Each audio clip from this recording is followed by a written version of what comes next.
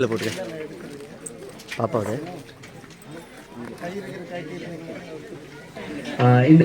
இந்த நிகழ்வு மிகவும் கத்தர் மன மகிழ்ச்சியான ஒரு நிகழ்வாக இருக்கிறது. ஆகையால் இங்கே சில நியாயமான கேள்விகளை கேட்க வேண்டியது இருக்குது எல்லாத்துக்கும் முன்பாக. ஸோ நான் அதை கேட்க போகிறேன்.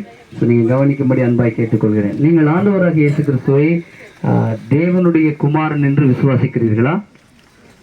ஆண்டவராக இயேசு கிறிஸ்து உங்களுக்காக ரத்தம் சிந்தினார், உங்கள் பாவங்களை போக்கி இருக்கிறார் என்று நம்புகிறீர்களா? ஆண்டவராகிய இயேசு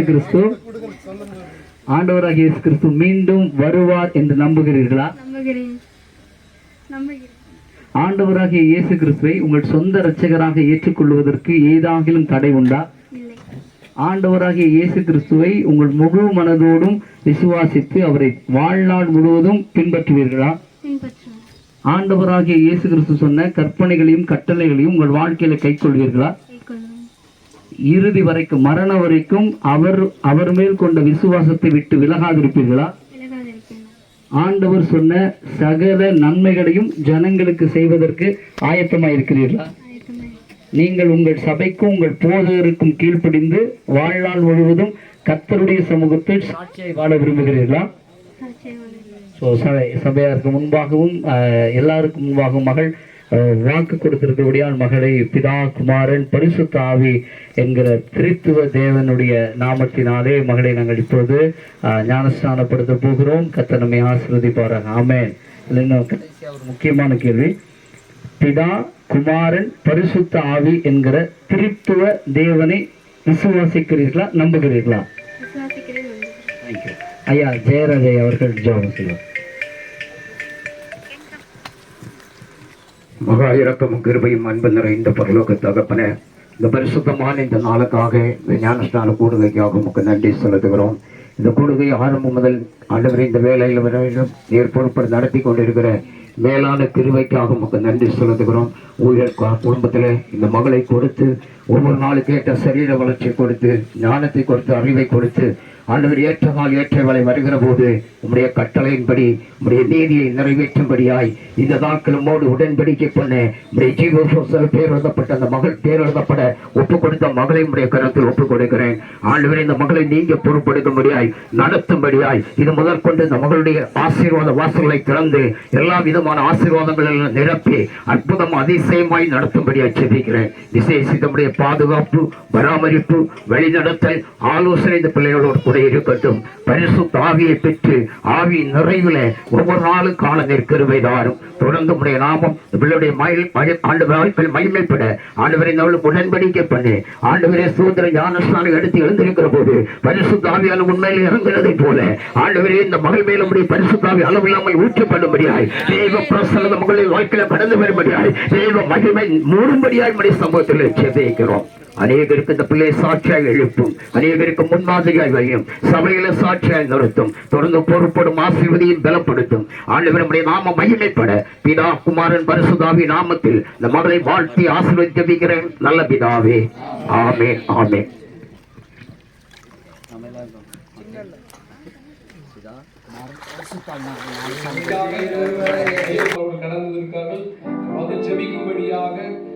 வார்த்தை தாமே பிள்ளைகளும் வந்திருக்கிற தேவன் நம்மளையும் தேவன் ஆசீர்வதிக்கும்படியாக வார்த்தைக்காய் ஜெபிக்கும்படியாக கேட்டுக்கொள்கிறேன். நாம் யாவரும் கண்களை மூடி ஜெபிப்போம். வானத்தையும் பூமியும் உண்டாக்கின சர்வ வல்லமையுள்ள தேவனாகிய கர்த்தாவே, இந்த நாளிலே பரலோகம் சந்தோஷப்பட்டதற்காக நாங்கள் நன்றியோடு ஸ்தோத்திரிக்கிறோம். ஆண்டவரே, மகிமையுள்ள வல்லமையுள்ள வார்த்தைகள் ஆண்டவரே இந்த 3 பேருக்கு மட்டுமல்ல, இந்த ஆலயத்தில் உட்கார்ந்து இருக்கிற எல்லா தேவ பிள்ளைகளுக்கும் வெளிப்படும்படியாக நீர் பேசுகிற வார்த்தையானது ஆவி ஆத்மா சரீரத்திலே மாற்றங்களை கொண்டு வருகிறதாக ஜீவனுள்ள தேவனுக்கு ஆண்டவரே ஸ்தோத்திரம் உத்தம சாட்சியாக நிற்கத்தக்கதாக உடைத்து உருவாக்கக்கூடிய வல்லமையான மகிமையான வார்த்தைகளாக வார்த்தைக்கு கேட்டு கீழ்ப்படிந்து பரிசுத்தமாய் உண்மையாய் வாழத்தக்கதான கிருபையையும் பலனையும் எங்கள் ஒவ்வொருவருக்கும் தரும்படியாக இயேசுவின் நாமத்தினால் ஜெபிக்கிறேன். ஜெபங்கேளும் எங்கள் நல்ல பிதாவே.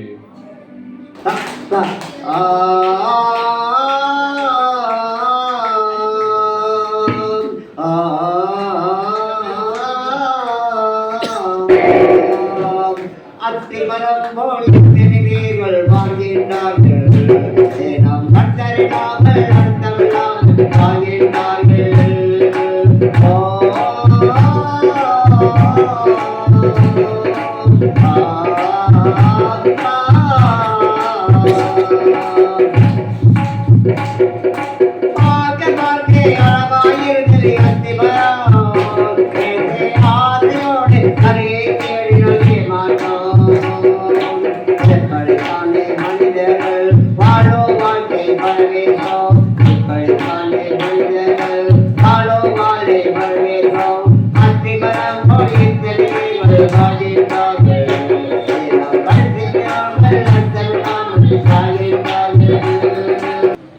வாசிங்க நீங்க வசனத்தை.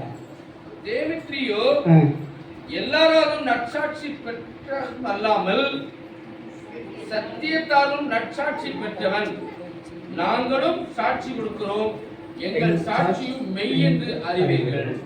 இதை இப்படி வாசிப்போமா? யாராவது ஒரு ஆள் சப்போர்ட்டோட வாசித்தீங்கன்னா நல்லா இருக்கும்.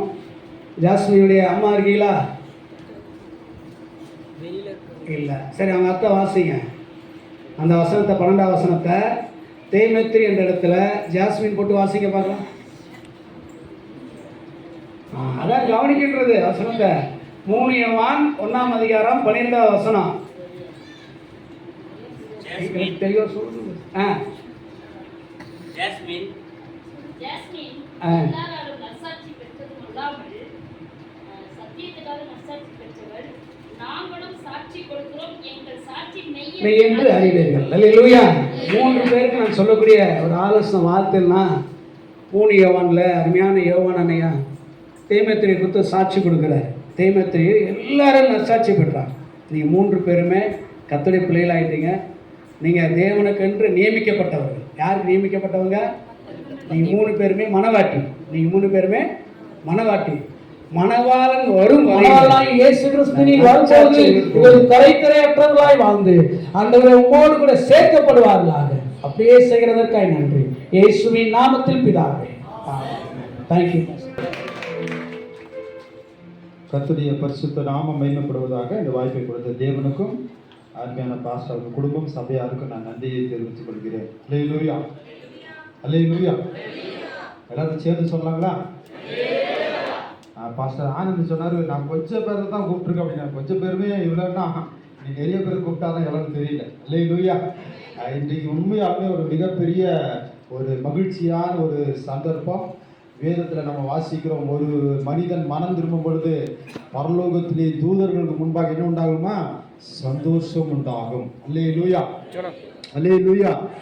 ஒரு முத்தான 3 பேர் இன்னைக்கு தேவனுக்காக தங்களுடைய வாழ்க்கையை அர்ப்பணித்து இன்று முதல் அருமையான மூத்த போதர்கள் அநேக ஆலோசனைலாம் சொன்னாங்க. கிறிஸ்துவை தரித்து கொள்ளக்கூடிய ஒரு அற்புதமான அனுபவத்திற்குள்ளாக கடந்து வருவதற்கு கர்த்தர் ஒரு நல்ல வாய்ப்பை ஆண்டவர் கொடுத்திருக்கிறார்.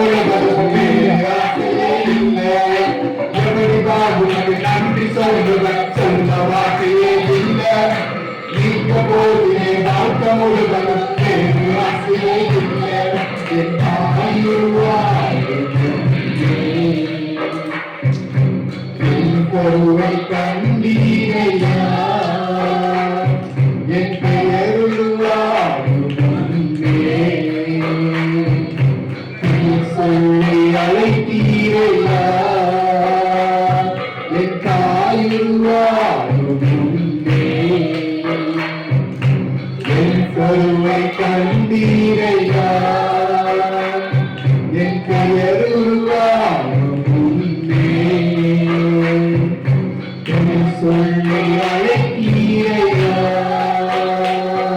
இருக்கிறது என்றார்.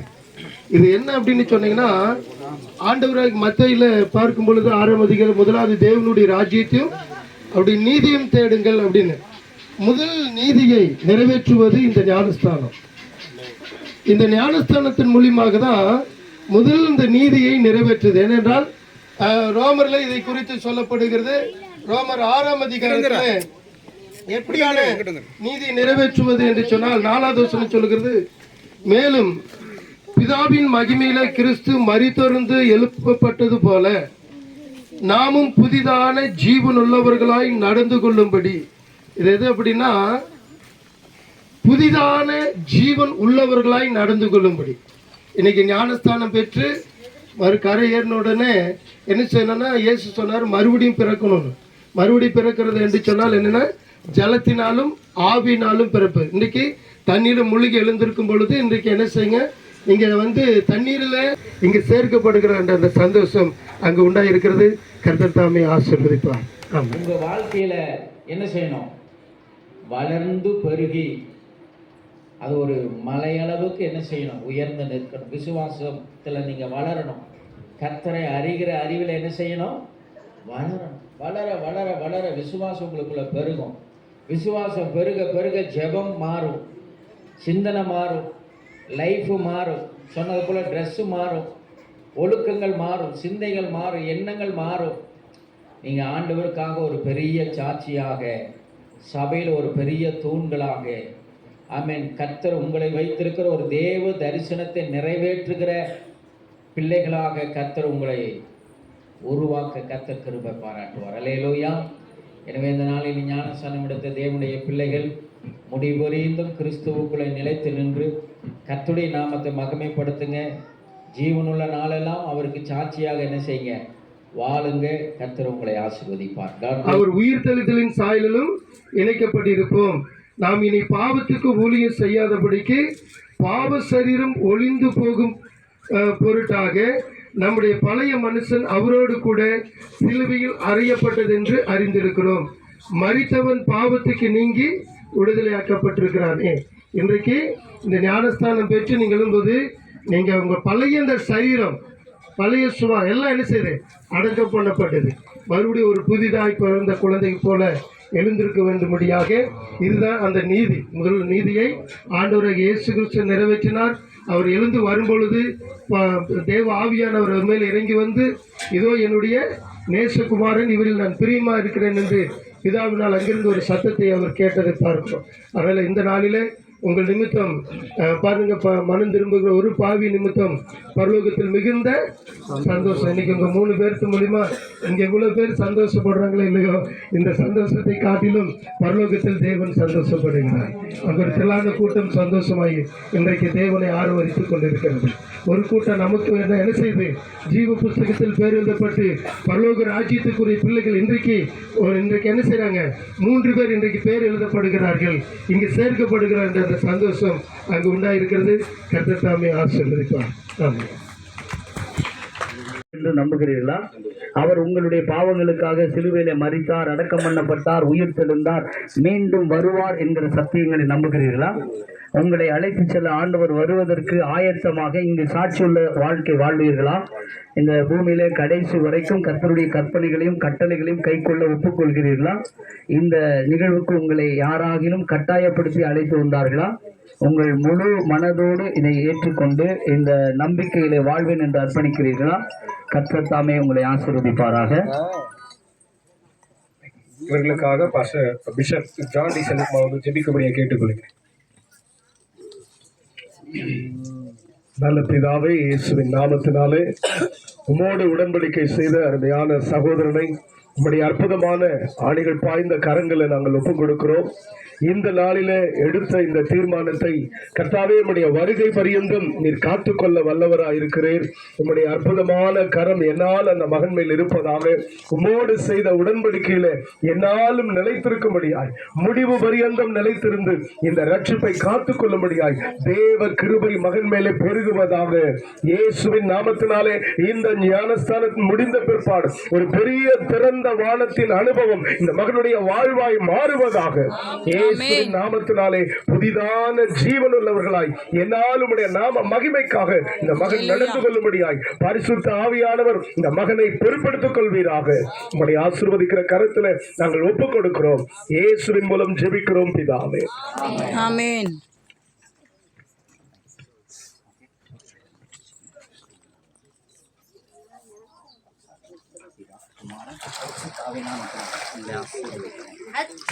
தூரம் போயிடும் காண்பி வந்தா இன்னும் திருமயரோ எம்மை குறித்து விட்டா. தூரம் போயிடும் காண்பி வந்தா தமது ஜீவனை எனக்கு ஒளித்து